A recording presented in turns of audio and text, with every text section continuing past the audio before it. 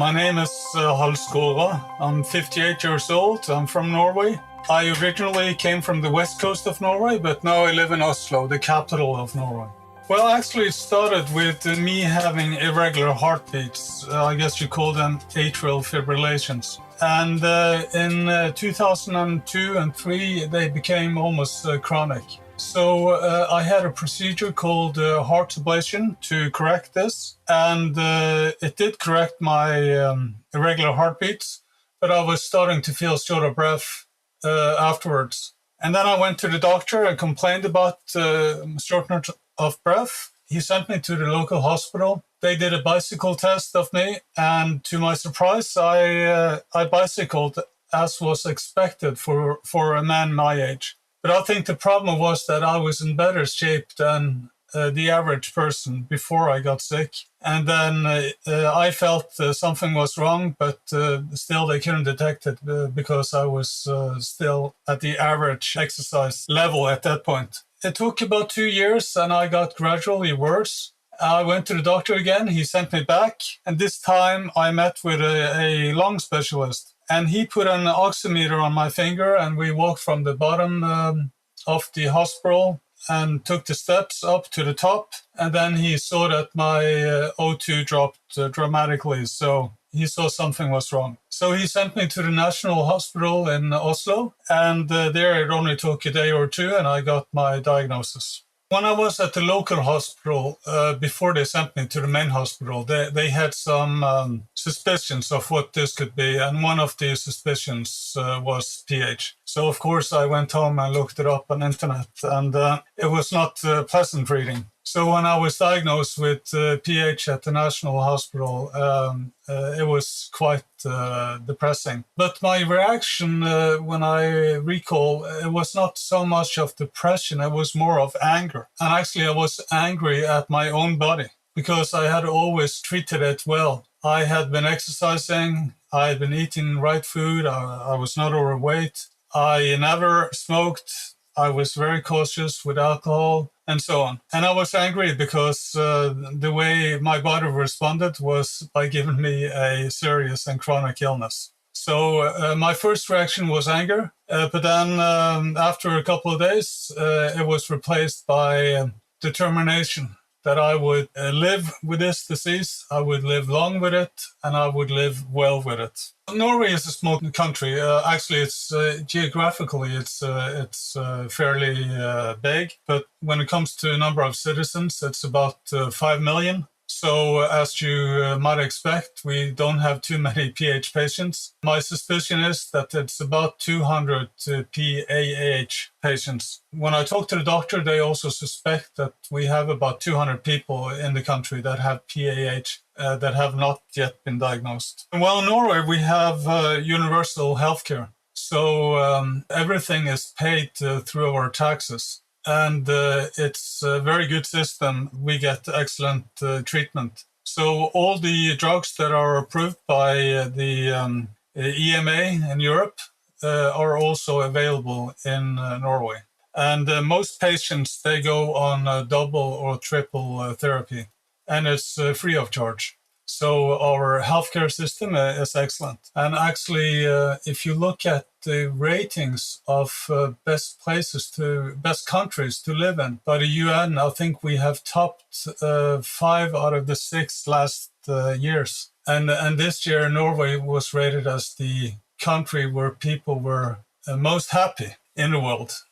Well, I guess in psychology, they talk about 7 stages you go through, and then the last stage is the acceptance stage. So in my case, I went through these stages very quickly and I reached the acceptance stage in a matter of a couple of days. And what I realized at that point was that I need to take charge and I need to try to learn as much as I can about this disease. And I need to learn how to live with this disease so I can live a good and fulfilling life. So one of the first things I did was I searched the net to see if I can find other patients. Because, of course, when you go to the hospital, the doctors are not allowed to give information about other patients. So I needed to find that myself. And I found that we did not have a patient association in Norway. But I found a German patient that had lived for, I think, 10, 11 years at that point, and he seemed very knowledgeable. His name is Ralf. And then I contacted him and eventually invited him to Norway so I could learn as much as possible from him. And he gave me a lot of tips and advice on how to live with this disease. And Ralf is now one of my close friends. And he's been to Norway several times. I've been to Germany, and he's become a Norwegian lover, if you can say that he loves to come to Norway, and he loves learning the language. So he goes on language courses in Germany. And after talking to him, it made me realize that talking to a patient is very different than talking to a doctor. And it's very valuable. So I wanted to share this with the other Norwegian patients. And because I have a background in the computer industry, it was easy for me to set up some web pages and some online forums. I did so, and then in a matter of a few weeks, then I started meeting other Norwegian PH patients, and we formed the Norwegian Patient Association. We are a small association. We only have about 50, 55 members. When it comes to associations in Norway, it's really discouraged to have small associations. So it's a lot of benefit for us to be part of a bigger association. So I went around to different associations to see which one would fit us the best, and I ended up with the Heart and Lung Association. And that's a very big association with about 55,000 members. So they have great power, and they talk to the health minister of Norway and so on. But we are defined as an interest group in this big association and have great independence.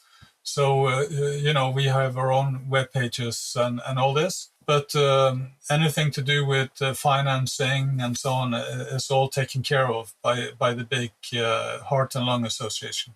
We have many purposes with our association. One is to help people that are diagnosed, to help them find other patients and interact with other patients, to give them knowledge about PH and so on. But another very important part of our association is to create awareness of PH. Because in Norway, as in all countries in the world, we have a problem with people being undiagnosed. So we work together with the pharma industry because we have the common goal here to find patients as early as possible so that we can get them on medication. And in this way, they will have a better outlook on life, meaning they will live longer and they will also have better life quality. World PH Day is May 5th every year, and we take part of this in Norway. Last year, we had something called the Backward Games, where we did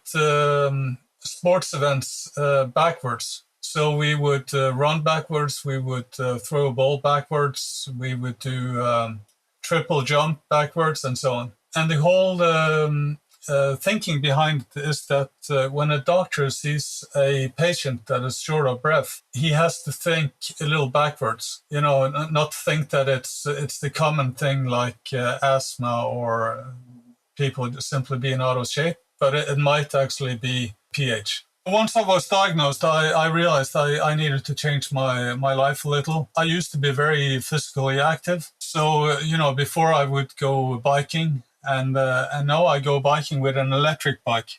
Before I would go running, and now I go walking. And also I used to play squash, and I was quite competitive. I liked the competition part of it. So I thought I needed to find a sport that I can do where I don't have to rely on my lungs. So I started playing backgammon, the board game. And I became quite involved in the sport, if you can call it a sport. I was the president of the Norwegian Backgammon Association for a while, and still am. And then 6 years after I started playing, I became Norwegian champion. And the newspapers picked up this and they wanted to interview me. And then as they interviewed me, I had a chance to talk about why I became interested in backgammon and talk about pH. So the story that was in the paper was half about me playing backgammon, but also the other half was about pH, and it created a lot of awareness. So this is the thing that I often think about, is how can I create awareness about the disease? So I try to do this by all possible means. And for instance, also my backgammon board, I had a board specially designed in Turkey and shipped to Norway. And the board has the color of the PHA Europe logo. And it has the PHA Europe logo printed on it. And also my name and diagnosed 2005 SS. So when I sit down and play backgammon, the first thing my opponent would ask is, what is this all about? And then I have a chance to talk about pH. So I use every opportunity to talk about pH to create awareness. And I know for a fact that if any of Norwegian backgammon players ever started feeling symptoms, or any of the people that they know, the close family or something, started having symptoms of pH, they for sure will get an early diagnosis. Once you get a disease like PH, which is chronic and serious, it's very easy to become depressed. But I try to turn it around the other way and not get depressed by it. One of the things I do is I don't think about things that I can't do anymore. On the contrary, I think about all the things I can do. Because even though you're sick, you can do a lot of stuff and you can have a great quality of life. So by turning things a little bit upside down, I'm able to have a great quality of life. And actually, I think maybe my life quality might even be better now than it was before I got sick. My name is Skåra, and I'm aware that I'm rare.